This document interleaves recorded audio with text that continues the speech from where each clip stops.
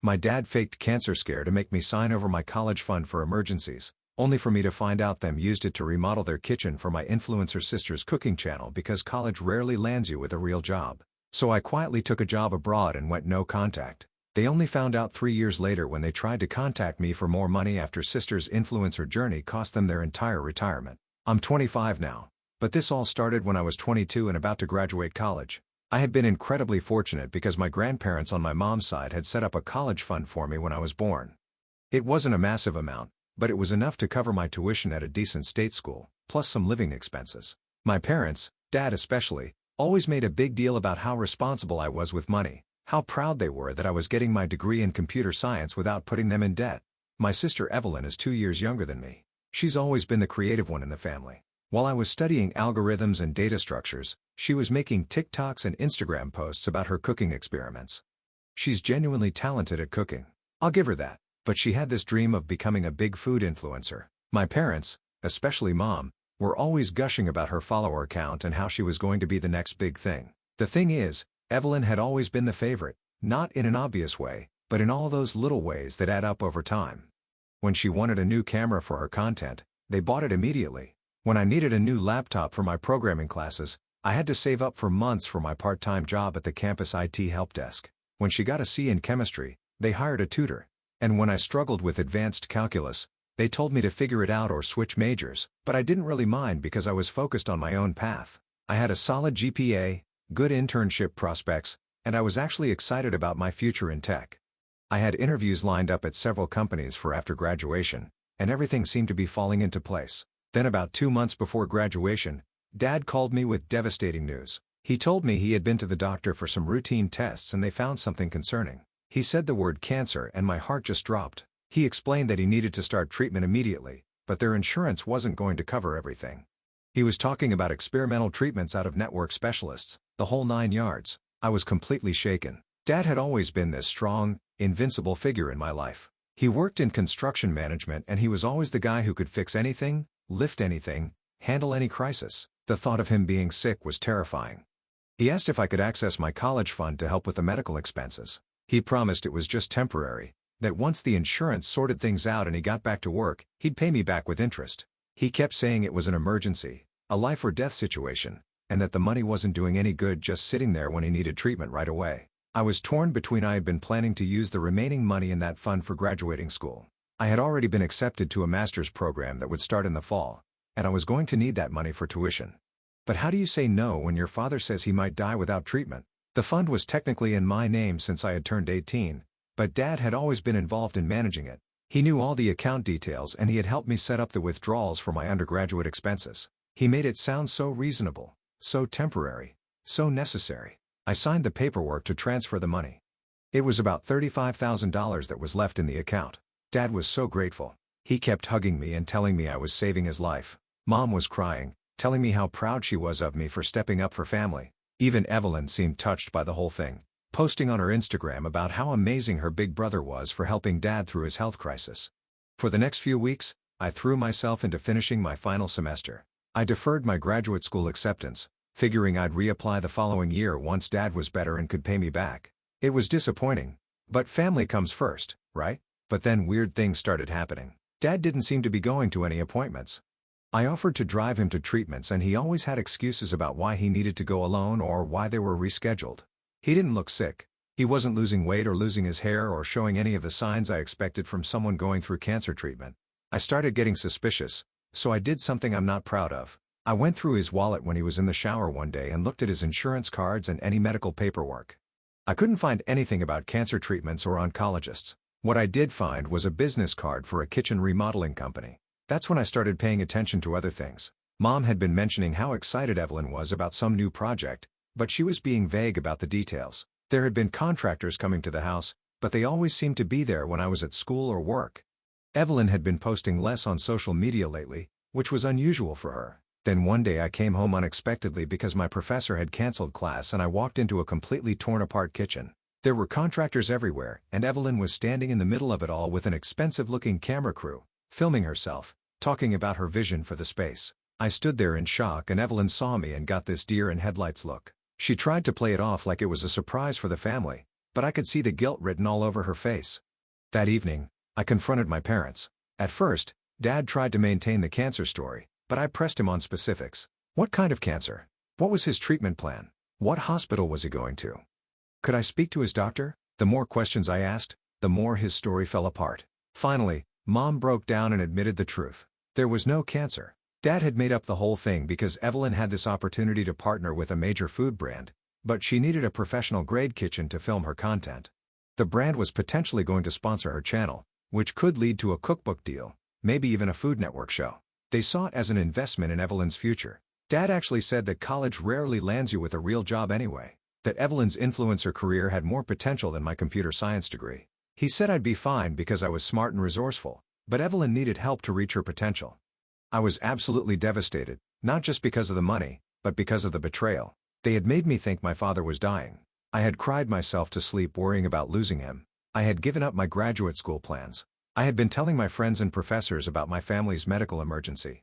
Now I found out it was all a complete lie.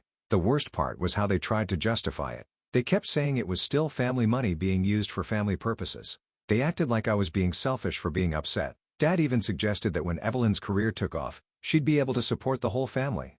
So really, I was investing in my own future too.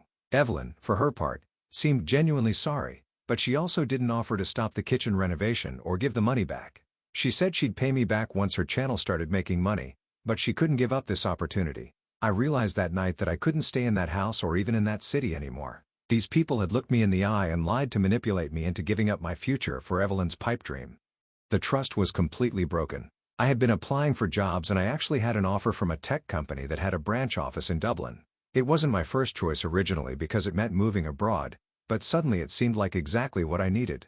I accepted the position without telling my family. Over the next few weeks, I quietly made arrangements to leave. I found someone to sublet my apartment, sold most of my belongings, and got my passport and work visa sorted out. I told my parents I was going to visit some friends in another state before starting my job search, and I'd be gone for a couple of weeks. Instead, I flew to Dublin and started my new life. I didn't completely ghost them initially. I sent a text letting them know I was safe and that I needed some space to think about everything that had happened. But every time they tried to call or text, I felt this wave of anger and hurt all over again.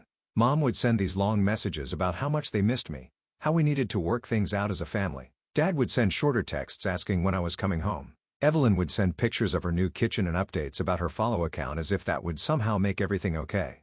After a few months, I just stopped responding entirely. I changed my phone number, created new social media accounts, and basically disappeared from their lives. It felt harsh, but I needed to heal. And I couldn't do that while they were constantly trying to pull me back into their drama.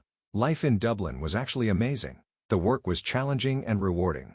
I made great friends with my international colleagues, and I finally felt like I was building something that was truly mine. I got promoted twice in 3 years. I was able to save money and travel around Europe, and I genuinely felt happy for the first time since the whole mess started. I sometimes wondered how Evelyn's influencer career was going, but I resisted the urge to check her social media. I wanted to move forward, not backward. Then 3 weeks ago, I got a call from a number I didn't recognize. I almost didn't answer, but something made me pick up. It was Mom and she was crying. She said she had gotten my new number from my old university, though I'm not sure how that worked since I had specifically asked them not to give out my contact information.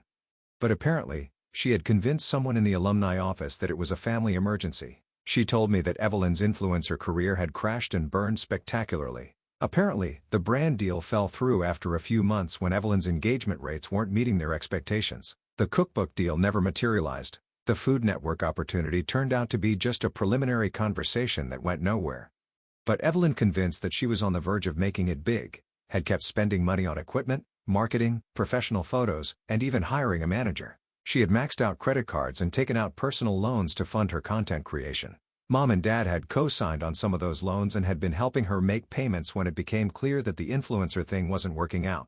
Evelyn pivoted to trying to open a catering business, then a meal prep service, and then an online cooking class platform. Each venture required more startup money and each one failed within a few months. Eventually, my parents had to mortgage their house to pay off Evelyn's debts. Then they had to sell the house entirely when Evelyn's latest business idea, some kind of gourmet food truck, left them on the hook for a massive loan when she defaulted. Mom was calling to ask if I could help them financially. She said they were living in a small apartment now. Dad was having to work extra hours even though he's approaching retirement age and they had no savings left.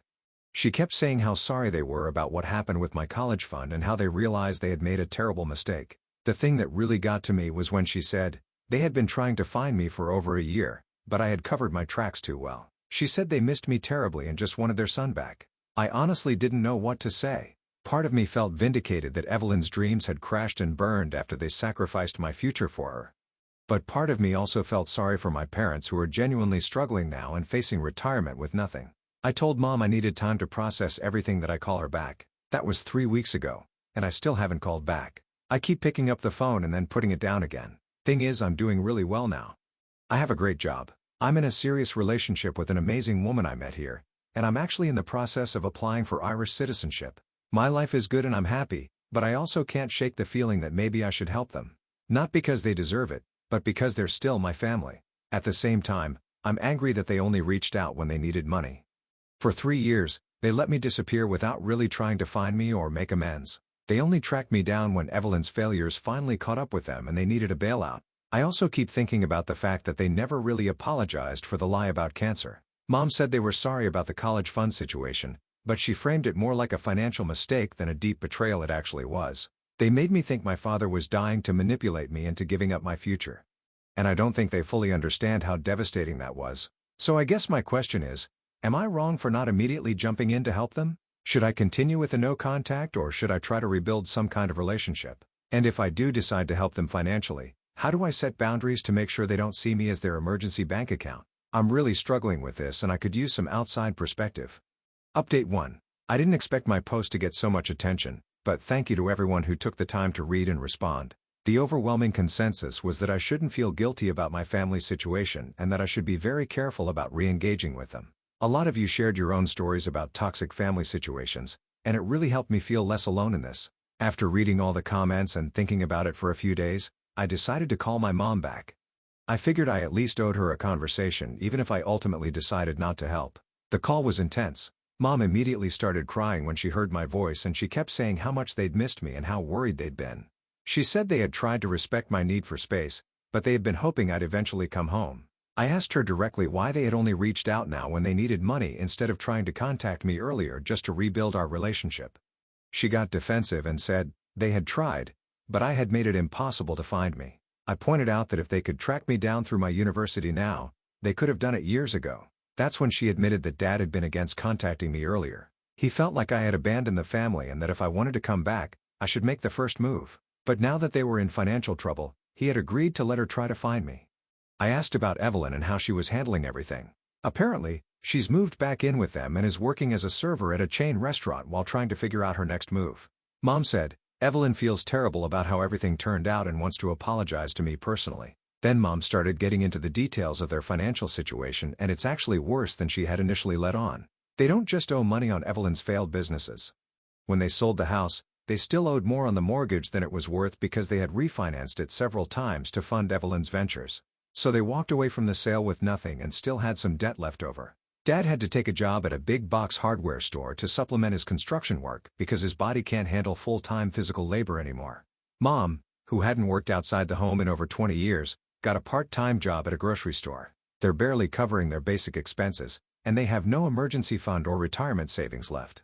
Mom asked if I could send them a few $100 a month just to help them get back on their feet. She promised they wouldn't ask Evelyn for help anymore and that they had learned their lesson about her business ideas.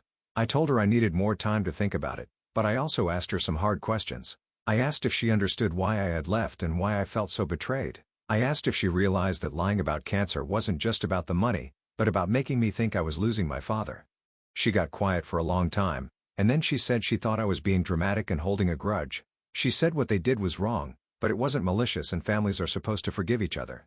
She said I was successful now. So obviously everything had worked out for the best. That response really bothered me. It felt like she still didn't understand the gravity of what they had done and she was minimizing my feelings about it. She seemed to think that because I had landed on my feet, their betrayal didn't matter anymore. I ended the call by telling her I needed more time to process everything and I'd contact her when I was ready to make a decision. She asked how long that would take and I said I didn't know. Since that call, I've been going back and forth on what to do. Part of me wants to help because they are struggling and I do have the means to make their lives easier. But part of me is worried that helping them financially will just enable them to continue making poor decisions and that they'll see me as their personal ATM whenever Evelyn's next scheme inevitably fails. I've also been thinking about what it would mean to have them back in my life. I've built this great life in Dublin, and I'm not sure I want to invite that whole drama back into it, but I also miss having a family. And I wonder if I'm being too stubborn by holding on to this anger for so long. I'm still processing everything, but I wanted to update you all since so many of you were invested in the story. I'm not sure what I'm going to decide yet, but it helps to write it all out. Update 2. Things have taken a really unexpected turn, and I'm honestly not sure how to feel about any of it. Yesterday morning, I got a call from Evelyn. I almost didn't answer because I wasn't ready to deal with that conversation yet, but curiosity got the better of me. She was calling from outside a police station and she was clearly upset. She told me she had just filed a report against our parents for identity theft and fraud. I was completely confused. So she explained what had happened. Apparently, while she was living with them, she discovered that they had been opening credit cards in her name, taking out loans using her information. She had been wondering why her credit score was so bad despite being young and having minimal credit history. So she pulled her credit report and found all these accounts she had never opened. When she confronted them about it, they admitted that they had been using her identity to get credit for several years, even before the whole kitchen renovation thing. Some of the money they claimed was for her business ventures was actually just them using her credit to cover their own expenses. Evelyn said she had been naive about the business finances because she trusted them to handle the paperwork and contracts. She didn't realize that many of the loans and credit lines were in her name, not theirs. She thought they were co-signing to help her, but actually they were putting everything in her name and leaving her responsible for the debt. She found out that they had destroyed her credit and left her on the hook for over $80,000 in debt that she knew nothing about. That's why all her business ventures kept failing. She wasn't actually bad at business. She was trying to run businesses while our parents were siphoning money out of the accounts for their own use. I was shocked because this was so much worse than anything I had imagined. Evelyn said she had been protecting them by not telling me the full truth about what had happened, but she couldn't keep covering for them when they had literally stolen her identity. She also told me something that made my blood run cold. She said that after Mom had called me a few days ago, Dad had started talking about trying to get access to my financial information. He had been asking Evelyn if she thought I would put them on any of my accounts or help them get a loan. Evelyn got scared that they might try to use my identity the same way they had used hers. That's when she decided she couldn't protect them anymore and went to the police. She apologized for everything that had happened 3 years ago, and she said she finally understood why I had left. She said she had been young and stupid and caught up in the excitement of her influencer dreams, and she hadn't realized how manipulative our parents were being. She thought they were just being supportive of her goals, not using her as a pawn in their financial schemes. She asked if she could come visit me in Dublin. She said she has nothing left in the US now and she wants to start over somewhere new. She's been researching how to rebuild her credit and deal with the identity theft, but it's going to take years to sort out. I told her I needed time to think about it, but honestly, I'm leaning towards saying yes. This whole situation has made me see Evelyn in a completely different light. I thought she was the spoiled favorite child who got everything handed to her, but it turns out she was being victimized too. I'm also really disturbed by what she said about Dad wanting access to my financial information. It makes me think that their call wasn't just about asking for help. They might have been planning to manipulate or defraud me too. I haven't decided whether to call them back or just let the police handle everything from here. Part of me feels like I should warn them that Evelyn has gone to the authorities, but part of me thinks they deserve whatever consequences are coming. This whole thing has made me realize that the situation was so much more toxic than I even knew when I left. I thought they had just lied to me and stolen my college fund, but apparently they were running a whole pattern of financial abuse that went on for years. I'm grateful that I trusted my instincts and got out when I did. If I had stayed and tried to work things out, I might have ended up in the same position as Evelyn with my identity stolen and my credit destroyed. I'm still processing all of this, but I wanted to update everyone because the story has changed so dramatically. I don't think I'm dealing with normal family dysfunction anymore. This is straight up criminal behavior. Update 3. The last few days have been absolutely crazy, and I'm still trying to wrap my head around everything that's happened. First, Evelyn is here in Dublin. I decided to let her come visit. As she arrived 2 days ago, seeing her in person was weird because she looks so different from the Instagram perfect version of herself I remembered. She's lost weight, not in a healthy way, and she seems genuinely traumatized by everything that's happened. We spent hours talking and she filled in so many gaps in the story that I hadn't known about. Turns out that the identity theft started when she was still in high school. Our parents had been using her social security number to open utility accounts and even got a credit card in her name that they claimed was for emergencies. She didn't know about any of this because she was still a minor and trusted them completely. When she turned 18 and started wanting to build her own credit and financial independence, They convinced her that the best way to do it was to let them help her manage her accounts. They would handle all the paperwork and just tell her what she needed to sign. She was so focused on her content creation that she didn't pay attention to the financial details. Evelyn also told me that the cancer lie wasn't just used on me. They had told her the same story to convince her that the kitchen renovation was urgent and necessary. She thought she was helping save Dad's life by agreeing to let them use her credit for the construction costs. She had no idea that they had also manipulated me into giving up my college fund. But here's the really crazy part. Yesterday, I got a call from a detective in my hometown. The police investigation into Evelyn's identity theft claim had uncovered something much bigger than we realized. It turns out that our parents had been running this same scam on multiple people for years. They had used the cancer story on several relatives, including my mom's elderly aunt who had given them over $15,000 for Dad's treatment. They had also convinced Mom's brother to co-sign on a loan by claiming it was for medical expenses. The detectives said they found evidence that Dad had been researching how to obtain people's personal information for identity theft, and they discovered several fake documents with different people's names and social security numbers. This wasn't just desperate parents making bad financial decisions. This was organized fraud. They'd been arrested and charged with multiple counts of identity theft, fraud, and elder abuse. The detectives said that with all the evidence they'd found, they're likely looking at several years in prison if convicted. Evelyn and I are both listed as victims in the case and will probably have to testify if it goes to trial. The detective said that Evelyn might be able to get some of the debt discharged since she can prove it was fraudulent, but it's going to be a long legal process. I keep going back and forth between feeling vindicated and feeling sad. On one hand, I'm glad that the truth is finally coming out and that they're facing consequences for what they did, but on the other hand, these are still my parents. And it's hard to accept that they're actually criminals who are willing to victimize their own children and elderly relatives. Evelyn and I talked about whether we feel guilty for reporting them, but honestly, we both feel like we didn't have a choice. If Evelyn hadn't gone to the police, they probably would have continued victimizing other people. And based on what she told me about Dad asking about my financial information, I might have been their next target. Evelyn has decided to stay in Dublin while she sorts out her legal and financial situation.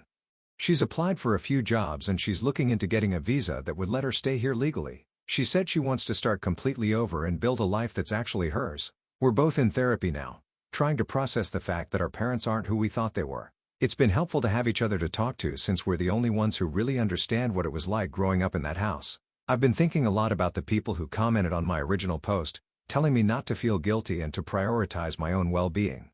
You were also right, and I'm grateful for that advice. If I had ignored my instincts and gone back to help them financially, I would have just become another victim in their scheme. It's weird to think that my decision to go no contact, which felt so drastic and harsh at the time, probably saved me from years of financial abuse. Sometimes the thing that feels like giving up is actually the thing that saves you. I don't know what's going to happen with the legal case or whether my parents will actually go to prison, but I do know that Evelyn and I are both finally free to build lives that aren't built on lies and manipulation. And honestly, that feels like the best possible outcome given how messed up this whole situation was. Thank you to everyone who took the time to read my story and offer advice. This community really helped me see the situation clearly when I was still doubting myself. Sometimes you need strangers on the internet to tell you that yes, your family really is that dysfunctional and no, you don't owe them anything just because you share DNA.